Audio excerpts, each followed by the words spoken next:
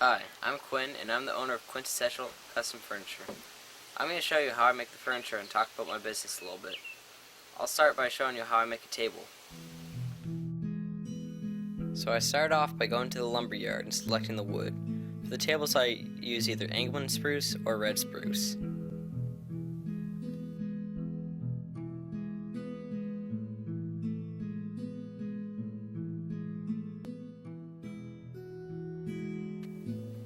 I look for pieces of wood that don't have too many cracks, but I also try finding some that have nice knots because I make rustic furniture and it just adds to the character, like this board. See how there's knots, and there's actually it's the sapwood in here, so it stains a different color and it's really unique. The reason why I don't want cracks is because even a small crack can grow bigger and bigger until the piece will actually crack in half, just like this one. After I have the wood, I let it sit for 3 or 4 weeks so it acclimatizes to my shop. I stack it so that there is lots of air movement around the wood. Stacking it also prevents excessive warping. If I don't let the wood acclimatize, it'll eventually warp, just like this. And there's no way I can build anything good out of wood that's warped this much. Now I've cut this to rough length, so now it's time to start the milling process. I like to mill all my boards, even though some of them are already milled, because no wood is perfectly square when you buy it, and it will warp when it acclimatizes to my shop.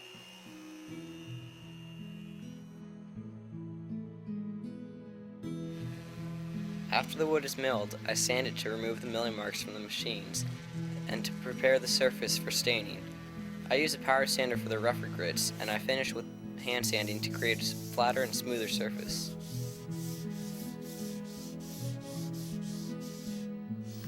Alright, so I've applied the pre-stained conditioner on this wood, so now the stain will be absorbed evenly. So from here, I can choose from many different colors, from the traditional brown to different colors as in like blue or red or something, right? So I have already a kind of toffee colored stain that I'll be using. And the water-based stains are harder to apply, but it's better in the long run because it provides more protection, and it's just overall a nicer stain, I think. Right.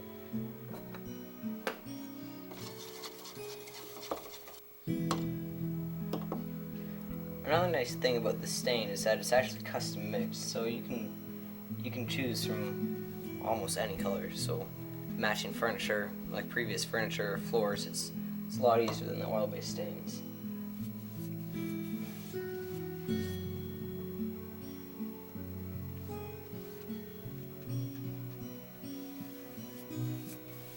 Now I usually stain both the top and the bottom to equalize the moisture content change. So basically that just prevents the warping. But right now I'm just going to do the top. I use water-based stains and paints because they are better for the environment and don't produce many fumes. Water-based finishes are also stronger than traditional oil-based finishes.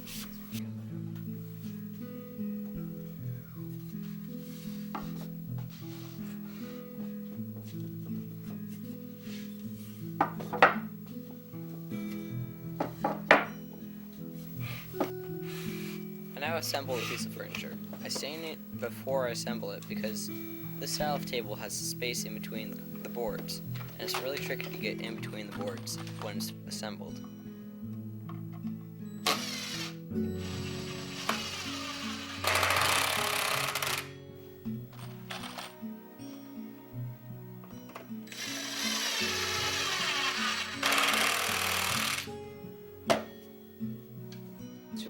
For these tables, I use screws to fasten them. I use like the longest possible screws for the legs and stuff, so it's, you know, it's a lot stronger and it lasts longer and stuff. So that's why they're a little bit tougher to put in, but they hold a lot better and they last a lot longer too.